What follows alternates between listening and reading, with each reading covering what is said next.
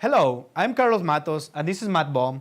We're product managers at Belden and today we're going to compete head-to-head in a pulling eye race. Matt will use a Fiber Express assembly with our new LPM low pressure mold and pulling eye. And I will use a fiber assembly with a traditional epoxy transition and pulling eye. So here we go. Let's see which one is the fastest. Ready, set, go.